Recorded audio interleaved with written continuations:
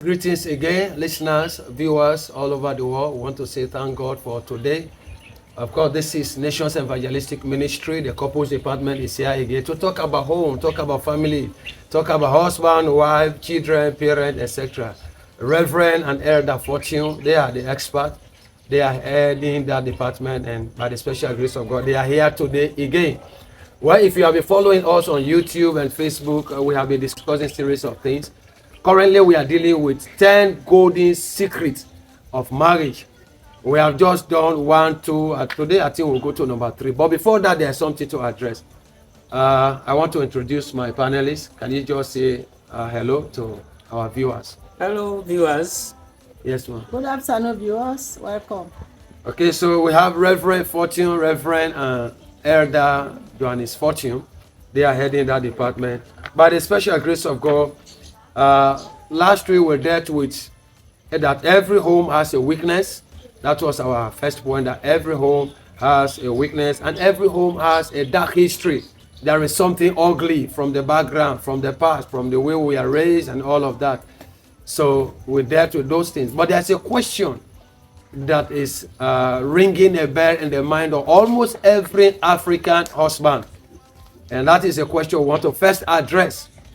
Why is it that our African sisters, I want to say African sisters in a very deliberate way because this is Africa and we know ourselves. Why is it that our African sisters don't ask for sex? Why? And I want to go straight. I want to throw that question to you, mommy. Why are you African women? Why are you not asking for sex? Why? Thank you very much, man of God. Well, actually, it is not part of our culture. Yeah, it is not part of our culture. We are not bold enough to ask for sex. Even if we make signs on the bed, turn here and there, make all kinds of style. But for us to open our mouths and ask for sex, we find it very, very difficult. My sister will testify is when we are in need of slippers, we are in need of any other thing, we will ask. But so that is the point. Not that women in Africa don't know how to ask. You know how to ask for a good mobile phone. You know how to ask for a good house. Even when a man wants to rent a house, it is the woman that will ask for the kind of house we should rent. Yeah. You know how to ask for good dress. You know how to ask so many. You ask for weave on, you ask for body spray, you ask for so many things, and you really, really know. Women know how to ask. Money for food. Money for food, not just money for food, but money for everything. So you really know how to ask. So the question is, why are you not asking for this particular thing? What is wrong? I said to cut it short, it is not part of our culture. So, we are not used to it. So which one is it part of your culture to ask for money? To ask for no, that one is common. So Daddy, let me come back to you. Why are they not asking? You have been together for over 40 years. Yeah. And she confessed in our last video that she has probably not ever asked at all. At all. So why? Well, I believe that they are very timid. They bring them up in a way that your eyes should not be open, really. There are these things you must not say in public, or even between. But this is not public. Yes. The two of you are in the room. The room is closed. So why is she not asking? Even in secret, they are brought up in a way that they are really made to keep it secret. That sex will always remain secret. That is really the thing. Otherwise, But now we've got used to it. She can make all the motions, push here, pass send here, the leg one way, send the yes, hand, make as if there's a mosquito somewhere. We have to play all of the gymnastics to let the man, the male, take note or show understanding that this is the symptom, these are the signs that I am in need. Yes. But to me, I have a problem why they are not asking. Let me comment. Yes, come in, because this is your problem. The other problem is that our parents don't teach us sex education. So we say the problem, one problem is sex education. So viewers, listeners or viewers, please, you can let us all discuss. The point is, why are our African women not asking for sex at all? Why are they not asking? They ask us for almost everything. They ask us for money. They ask us for good car, good mobile phone, body dress, etc., body spray. All the good things women know how to ask for. But when I am talking about legally married wives and their husbands, when they are in their bedroom, women still don't ask. So why? So please drop us your comment. Let's know. Maybe you know something that we don't know. If you are a woman, please let us know. Why are you not asking? Why are you? What is the problem? Mommy is saying probably sex education is one thing that is lacking. So explain. Sex education. Yeah. Our mothers, our fathers, they did not teach us Sex education. sex education. Yeah, because it is through eagerness that we learn. But for our parents to sit us down and educate us the importance of sex. So that aspect of our culture is still that we don't talk about sex in the open, and so we are got used to that so much, and we have generally accepted that it is almost, in fact, it appears as if it is almost evil to ask for sex from a woman, because it sounds very dehumanizing. They will say this woman. I mean, the woman is bold. The woman is. Or you are man fix. Man fix. You know that kind of thing. You know that is really the thing. Otherwise, well, I think when a woman asks for sex, there's a way. I'm not a woman, so I just want to borrow their mind to think this way. That when they ask for sex, they feel belittled. They feel it makes them feel inferior. Well, the husband, they don't want the husband to feel that they are sexy, you know, or that kind of thing. I don't ask because the husband, even though it's my husband, the husband will feel that I am overbold to be able to say, to ask this way. This our people, our parents, you know, they not teach us to do so. They honor it so much that they hide it. They hide it. You don't talk about sex in the public. Yeah, it's almost, we have mystified the thing that, you know. So, mommy, when are you going to begin to ask? At our age, we are retired. Oh, so no more asking. That is already used to it. So when it comes, it comes. If it does not come, it does not come. I don't Okay. care. But I can we develop a timetable where, like, if the man is asking Monday, Tuesday, Wednesday, yes, and then it is your turn to ask from Thursday, Friday, and Saturday. Can that solve the problem? If a husband and wife, you know, decide to draw a timetable. That okay, I am going to ask if I am in need for so and so date, and you too, these are your own days to ask. Can that work? Not in all cases. As for me, it will not work. It will not Even work if we draw a timetable, yeah, because you will still defy the I'm not timetable. used to it. So listeners, let's hear from you. Yes, You know, these are very interesting Ask topic. the women. Ask the Yeah, women. we are asking you women especially, why are you not asking for sex even when you are legally married and you are with your husband, you know, in your bedroom? Why are you not asking? Daddy, I'm also thinking that what we call negative societal attitude is also affecting our sexual life. Yes. Negative societal attitude, the way we are grown up, the way we look at it, and all of these things. No, they will tell us other things, but that aspect of it, they keep it so secret. They feel it's a sacred thing. That is why you don't even talk about it, you know. Let alone the wife asking. And for the wife to ask, you know, or they will see the others. Other women will feel that if you do that kind of thing, it means they say only like prostitutes are the ones that have that boldness to ask. But you know, they feel that. Yeah, that is even the thing. You are saying something very powerful, because prostitutes do ask. In fact, they are the ones that go out and ask men for sex. But what is it? Why is it now that? Commercial, they are doing commercial. Something. So if that is it, why can't us commercialize it in the room?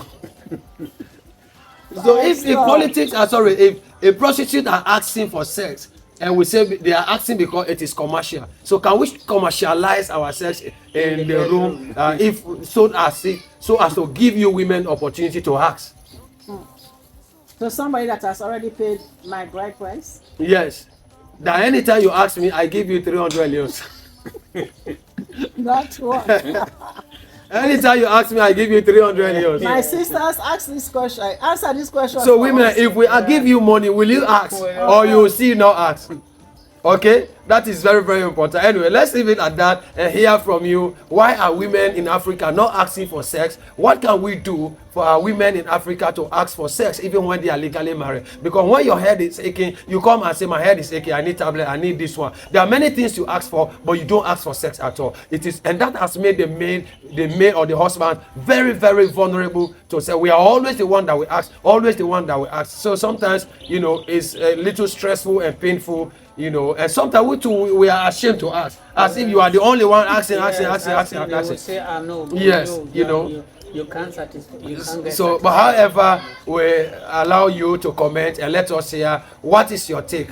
Is it good for women to ask? Is it free to ask? Is it a sin if a woman asks, her husband for sex? Is it a sin? If it's not a sin, let us know. What can we do for the women to help them overcome, if at all it is a challenge? What can we do?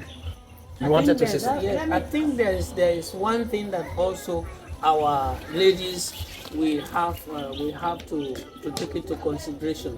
When we read the Bible, our Apostle Paul was talking to us. I mean, in 1 Corinthians 7, verse 4, it says, your body does not belong unto you, your husband.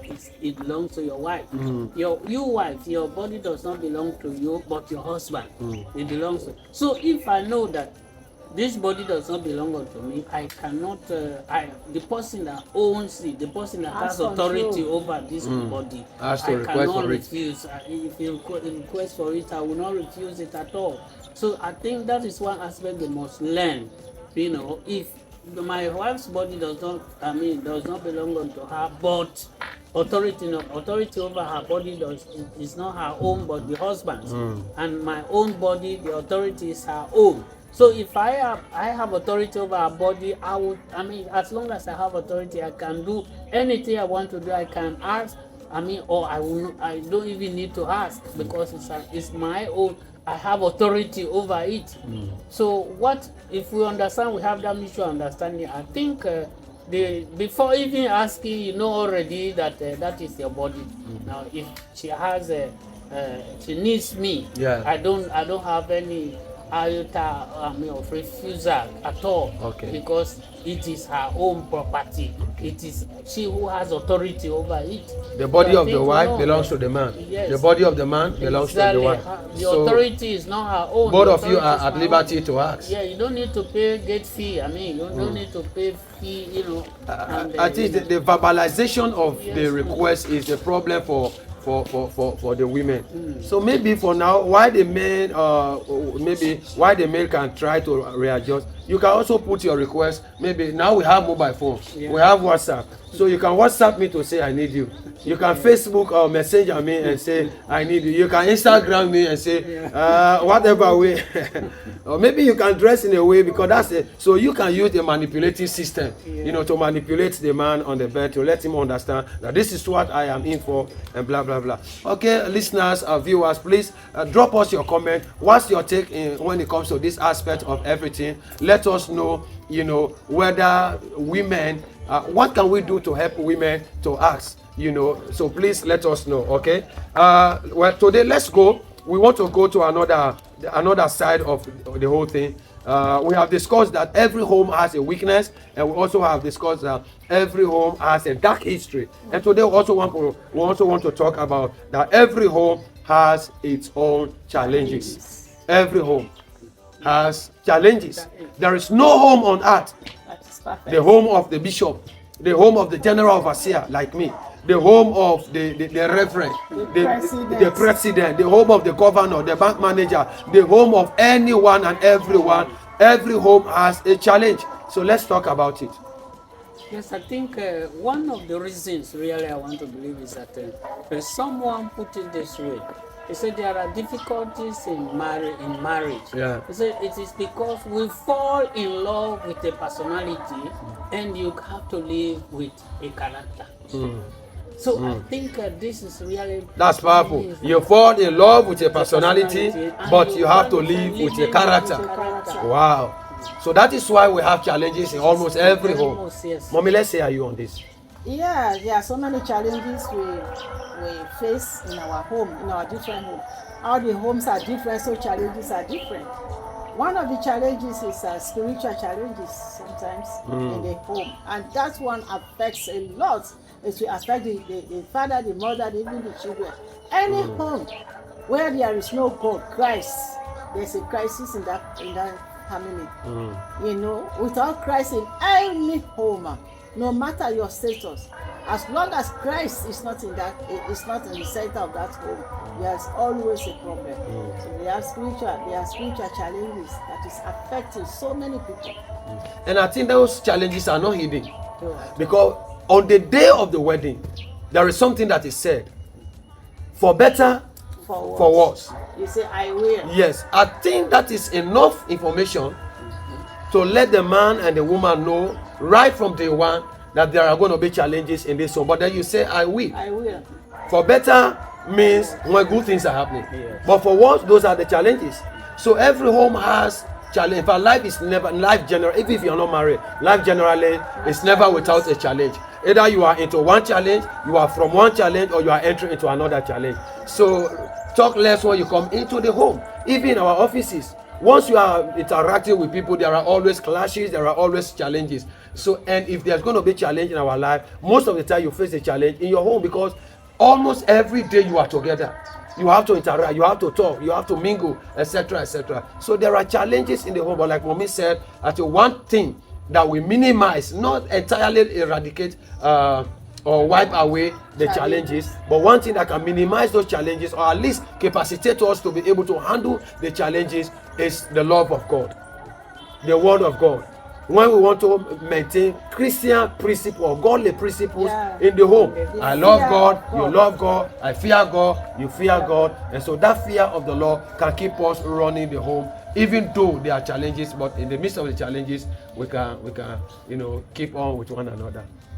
You have something to say about challenges? Well, the challenges, of course, I mean, as well. Can we name a few of these challenges, Daddy? What are some of those challenges? Prayerlessness is one. Prayerlessness.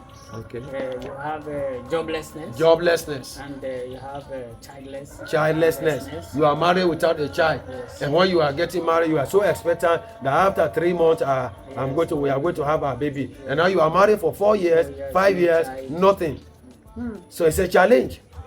You know, especially when one of you is very hot to have a child. Yes. And you know you are getting old, and no child, nothing. And so that's a challenge. Old age also. Old age challenges. Old age, when you are old, you know, I mean, this thing we are talking about, you go to bed, you are old. I mean, the gearbox is very weak. Yeah, what people say, you push not the cage arata again. Sexual challenges. Yeah, sexual challenges. It's also very challenging. And sometimes sexual challenges can even come earlier. Just that maybe one person has some physical, or some medical condition, and is not able to function well. So that can be a challenge to the other partner. Now we are believers. You don't have to go outside to do outside experiment. You still have to stay regardless of the sexual challenges or the old age challenges or challenges with money, challenges with era or whatever. So it's a problem. Let me give you one scenario. I have a friend. The husband is a Samara. They had a misunderstanding. The family gathered together. They spoke over this thing because made peace between them. But the man was so arrogant. He didn't forgive the wife. So in the night now, the lady wants us to have sex with him. And she said, you see, like meaning I will never touch you again. He called it. Yeah, I will not touch your sexual organ forever. Wow. Yeah, it was a stressful statement for the lady. She explained it to me. I said, but what are we going to do? The man said, not going to touch this thing again.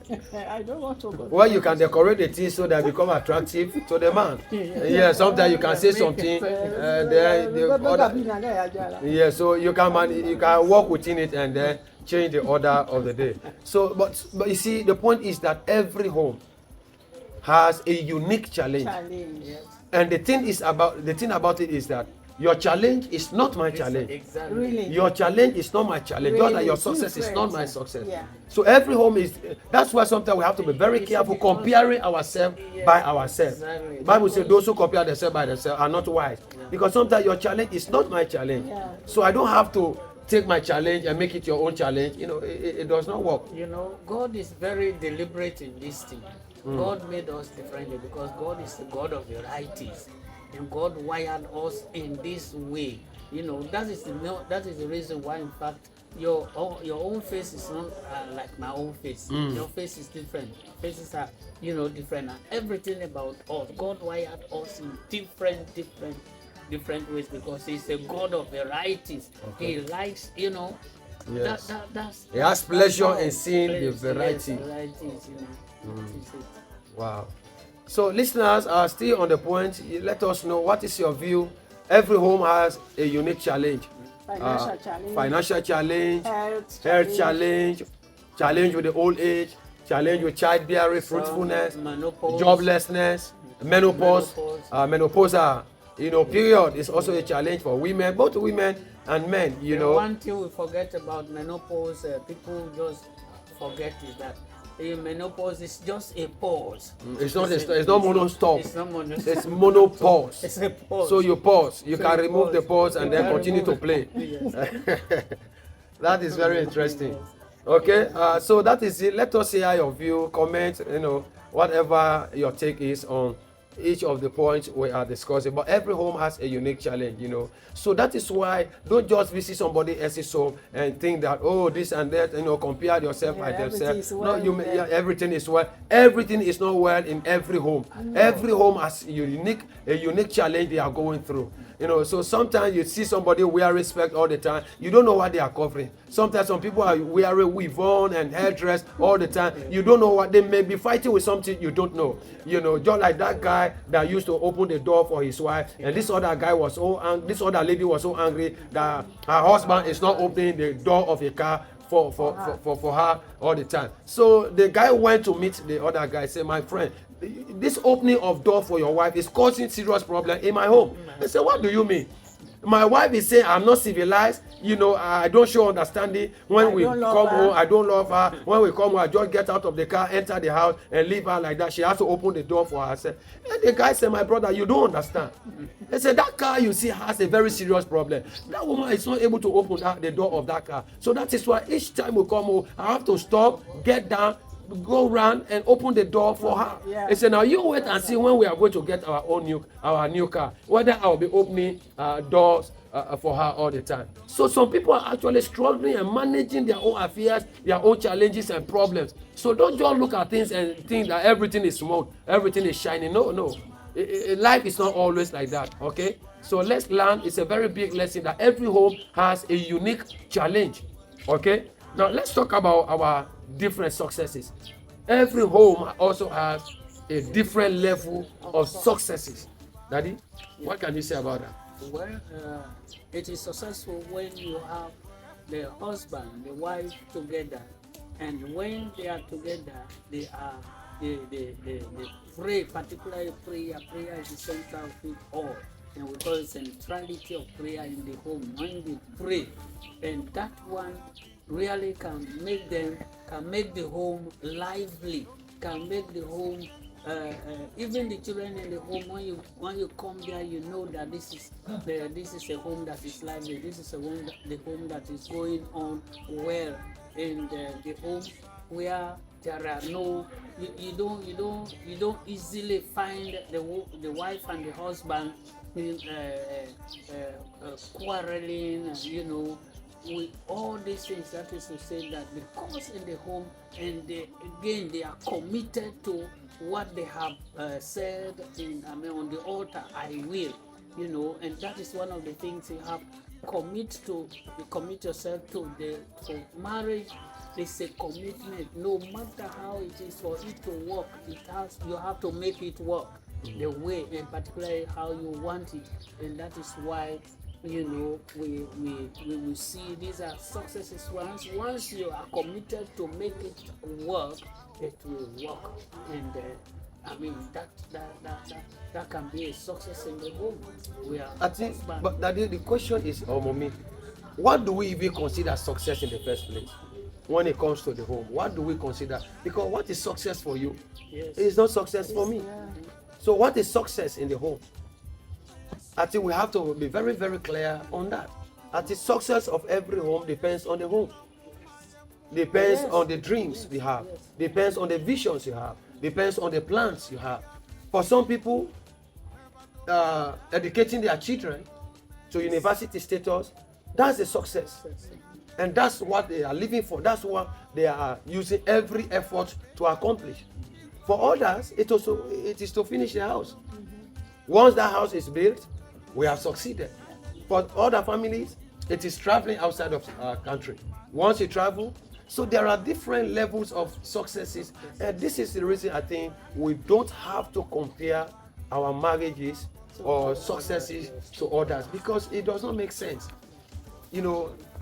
I think every home has to guide against that. Comparing the success of one person to your own is foolishness, because that will never make you happy. In fact, their success will never become your success. But let me say this, Mommy, I think women, most of the time you have problem in this area. Exactly. Because women, you are too comparative when it comes to success. I have had many women say, look what they eat, look what they wear, me I not get this, me I do. So they compare a lot of comparison. So let your fellow women, let them hear Forgetting to realize that these fingers are not equal. You see, so our successes are not equal. They are not the same. You may be successful far ahead of me in wealth, in whatever. Maybe I will be behind. But whatever condition you find yourself, there must be somebody you are better off than that person. And so we need to be satisfied with whatever little thing we have. God's blessing, So, but Mommy, I want you to look into that camera and tell your fellow women, let them hear it. Women, please, these fingers are not ever equal. There are some that are fat and short, there are some that are tall and long. And so if you say you want to compare yourself, your successes to another man, you are creating a problem in your marriage. Because in our lives, God does not give everything to one person the same time or the same level. Some people are ahead, some people are below. But I want to tell you, my sister, that in any condition you find yourself, there must be somebody that you are better off than. You see, so let us be patient with whatever God blesses us with. Okay, but that is not only to the women. Mommy has spoken to the women, but even us, the men, we too have problem. Because there are men who compare their home to another home, their wife to another wife. So we the men will also have problem. But let me come back to when Mommy was saying all fingers are not equal. So now let's assume that you got married to this is your wife, or this is your husband. So don't expect this one to be like this, because it will never happen. It will not work. If you are married to this one, don't expect this one to be like this. If you are married to this, don't expect this one to be like this. So that is how life is. Accept what God has given you and work together to make whatever you consider a successful home. Okay? But then you have something before we close. We have just 5 minutes this to go. comparison, you must know that you are you. You are not any other person. That's powerful. And so very, very, very powerful. You are you. You are not any other person. God has created you. And if you want to become another person, you are a photocopy. You are not original. original. You are moving from originality to go to the photocopy stage. So that is why maintain who you are. God has not finished with you. Maybe that time you are looking at, say, comparing to somebody else, God is still working on you. Okay. And so you are the masterpiece creation of God. And you have, God has created you the way God has created you. Just appreciate it and move forward. And you will not have to compare yourself to others.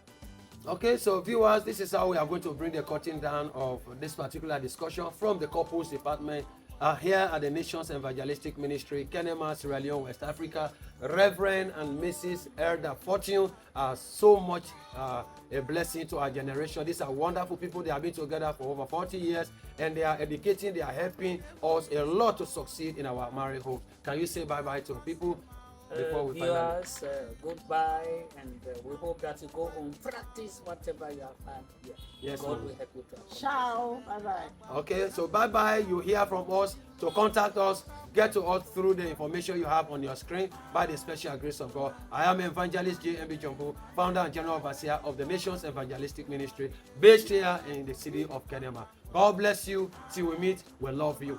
Thank you. Thank you. Thank you.